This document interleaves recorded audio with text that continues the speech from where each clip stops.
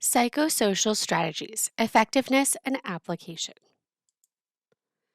The importance of psychosocial aspects of injury. Psychosocial strategies such as imagery, self talk, goal setting, and relaxation techniques are identified by the KD as essential skills for athletic trainers to know and be proficient at implementing.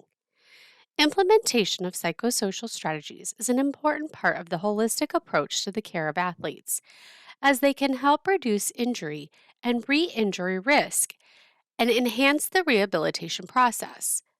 As we have discussed, injury risk is influenced by athletes' stress responses to situations, and it has been documented that many athletes have the potential to recover to their pre injury level of performance, but fail to do so because of psychosocial factors. As a result, it is important for athletic trainers to utilize a holistic approach to care, including all members of the sports medicine team, and careful integration of psychosocial strategies. Athletes have both emotional and behavioral responses to injury that are influenced by their cognitive interpretation. Both pre injury and post injury factors influence the response to athletic injury. Cognitive, emotional, and behavioral responses interact to influence injury recovery. As a result of various factors, athletes perceive injuries differently. Personal, situational, and behavioral factors all have an influence on athletes' responses to injury. Because of the nature of the relationship between athletic trainers and their patients, athletic trainers are well positioned to provide psychological assistance for injured athletes for four main reasons. First, athletic trainers are typically the primary treatment provider who work with the injured athletes on a day-to-day basis. Second, the techniques athletic trainers use in the injury rehabilitation typically involve touch, and that can facilitate athletes opening up about psychological issues in their recovery. Additionally, there is usually trust that is involved in the relationship between an athlete and the athletic trainer. Third, research suggests that psychological issues related to injury are often discussed in conjunction with the physical aspects of rehabilitation. And finally, existing studies suggest that athletes themselves feel that athletic trainers are in an ideal position to address the psychological aspects of their injuries. Athletic trainers are trained to recognize a range of psychological reactions to injury and have the skills necessary to intervene and refer when necessary. The athletic trainer's job is to treat patients professionally and in a way that is perceived by athletes as caring about their needs and having empathy for their situation. A good allied healthcare professional needs to be professional, thoughtful, knowledgeable, and patient-centered in delivering care through the use of evidence-based practice. Following injury and during the initiation of rehabilitation, athletes may have different struggles based on various factors such as gender, past experiences with athletic trainers, and injury history. Paying attention to athletes' expectations can help improve the overall process of injury rehabilitation facilitated by the athletic trainer.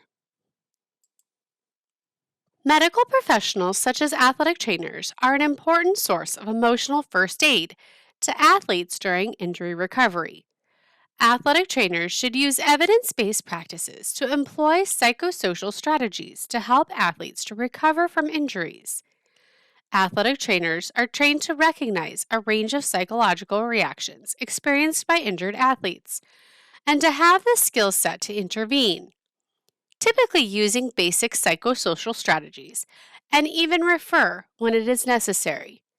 More importantly, athletic trainers should have the basic understanding of the theories underpinning psychosocial reactions to injury, and as such, they should also be adequately trained to identify which psychosocial strategy would be the most appropriate to address the source of the problem, not just the symptoms of the problem.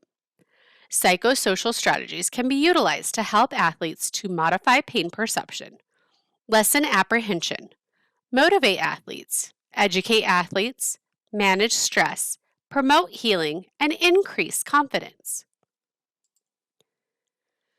There are three phases of rehabilitation. let's look at the physical and the psychological aspects of each phase. In phase 1, the physical aspects include swelling and loss of function. The psychological aspects include pain management, education about the injury to reduce apprehension, and to improve on the positive outlook of the patient. In phase 2, the physical aspects include regaining strength and balance. The psychological aspects that need to be addressed are motivation and adherence to exercise and rehabilitation.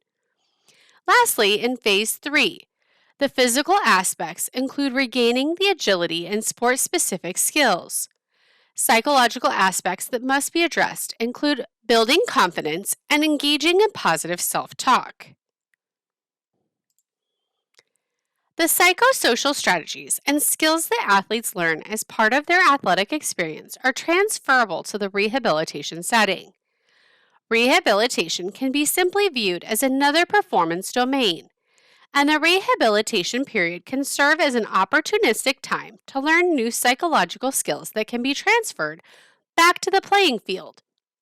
A needs assessment should come first. This can help us to identify stressors in rehabilitation and then match those stressors with appropriate strategies. In order to do this, we need to use evidence-based care. Some steps for implementation of psychosocial strategies include educating the patient on the benefits of the strategies, teaching the actual strategy, suggesting how and when to use the strategy, and then assessing the effectiveness of the strategy. Thought stopping in the context of sports injury can be seen as an activity aimed at deliberately assisting injured athletes with shaping the sports injury and rehabilitation-related thinking. The basic principle behind the thought stopping is twofold. 1, to stop an inappropriate thought, and 2, to allow that thought to be replaced by a more functional and purposeful thought. For example, an athlete may think, "I'm never going to get back to the level of fitness I was before I got injured." This can then have an impact on the athlete's overall mood, their feelings towards the injury and rehabilitation, as well as their motivation. By changing the thought into, "By doing these exercises, I am now focusing on areas that I not normally would have time to focus on. When I return to sport, I will be stronger than I was before when I got injured." Then the athlete can then refocus on areas of rehabilitation that they can control, and thus provides a more positive and purposeful rehabilitation environment. With this thought stopping, it is important that athletes can take thoughts like "I failed," "I'm not good enough," or "I cannot do it." It is important that athletes recognize these thoughts. We focus on stopping those thoughts and replace those thoughts with breathing, focusing on the flow, and resetting and refocusing the mindset to more positive thoughts. This has to be an intentional process. The ability to stay positive and to focus on the rehabilitation and the task at hand have also been found to be key characteristics of athletes who are successful in coping with their injuries. One of the psychosocial strategies that can help injured athletes in both aspects is imagery. Imagery in the context of sport has been identified as the creation or recreation of an experience generated from memorial information involving quasi-sensorial, quasi-perceptual, and quasi-affective characteristics that is under the volitional control of the imager, and which may occur in the absence of the real stimulus antecedents normally associated with the actual experience. By imagining different aspects of the injury, rehabilitation, and the healing process, athletes can be helped to regain their focus and, as a consequence, be more motivated and be more positive during their rehabilitation process. 4 main types of imagery may be beneficial to injured athletes. 1, healing imagery. 2, pain management imagery. 3, rehabilitation process imagery. And 4, the last and final, performance imagery. Healing imagery is often used in phase 1 of the rehabilitation. We use anatomical models or digital 3D images to educate the athlete about their condition. We can encourage the athlete through a recorded imagery script to imagine their injured joint, muscle, or other body part to heal as it would in an optimal environment. Pain management imagery can also be used in phase 1. We can use association or disassociation to help with pain management. Rehabilitation process imagery is used during phase 2 or sometimes phase 3. Sometimes this can be goal-setting imagery. We use imagery to see achievements in the rehabilitation process. And finally, performance imagery. This is often used in phase 3, right before return to play. Particularly in the early stages of rehabilitation, pain can be the leading cause of many psychosocial dysfunctions and acts as a hindrance to the rehabilitation process. Athletes can become non-adherent to rehabilitation when pain becomes too much to bear, and attitudes can become negative because of lack of sleep and increased levels of irritation resulting from pain, which in turn can affect motivation. Relaxation techniques are practices to help bring about the body's relaxation response, which is characterized by slower breathing, lower blood pressure, and a reduced heart rate. The relaxation response is the opposite of the stress response. Pain can also lead to a range of negative mood disturbances, including but not limited to anxiety, irritation, frustration, and even depression. To assist athletes in coping with pain, 2 common relaxation techniques can be used. These are deep breathing and progressive muscle relaxation, also known as PMR. Cognitive anxiety is described as the mental component of anxiety and is caused by negative expectations about success or by negative self-evaluation. Somatic anxiety refers to the physiological and affective elements of the anxiety experience that is developed directly from the autonomic arousal.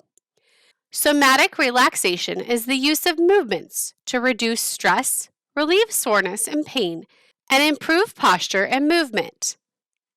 Cognitive relaxation includes guided imagery and progressive muscle relaxation. These techniques engage the mind to help with that relaxation response. Of all the psychosocial strategies presented, goal setting appears to be the most used technique among athletic trainers and athletes alike. Because many athletes experience varying levels of motivation during the different phases of rehabilitation, goal setting can be a useful tool in helping them to remain focused and motivated, and subsequently to adhere better to their rehabilitation. Setting goals during rehabilitation is important because it allows injured athletes to regain control of their situation. Sports injury, due to its nature, is something that athletes are not expecting nor wanting to experience, and as such, they typically feel like they have lost control of their situation and often rely solely on their rehabilitation professional to help them get better. When setting goals for rehabilitation, there are 4 main types of goals to consider: physical, psychological, performance, and lifestyle goals. Consider each of these goals at 3 different levels: immediate daily goals, medium-term rehabilitation process or stage goals, and the ultimate recovery or outcome goals. This is considered a goal-setting chart. We have at the bottom different types of goals, either physical, psychological, or performance-related goals. In this, we have different levels of goals: the daily goals, the stage goals, and the outcome goals. Research suggests apprehension and stress increase pain and prolong recovery. Athletic trainers can assist by daily question answering, patient education before surgery or treatments, patient education and guidance post-surgery, and using anatomical models or digital resources that the athlete can take with them for later reference. Starting the process of implementing psychosocial strategies may be challenging for athletic trainers. We can have an implementation plan. First, identify the current stressors or challenges faced by the athlete. Then pair those stressors with the athlete's held coping strategies. Teach new coping strategies as they're needed. We should use evidence to back the effectiveness of our education plan. We can set plans or goals for using the strategies, including when, where, and how to use those skills effectively. And then we evaluate the use of the strategy to minimize the stressors. Some take home points. Use theory to understand athletes' negative behaviors. They're not bad people. Sometimes we just have bad thoughts that end up getting in our way and delaying the rehabilitation process. Assess stressors that the athlete is facing in rehabilitation and do your best to help them implement a coping strategy. Be prepared for common stressors in each phase of the injury rehabilitation process, as knowing what to expect for both you and the athlete can be important to building trust and making rehabilitation effective.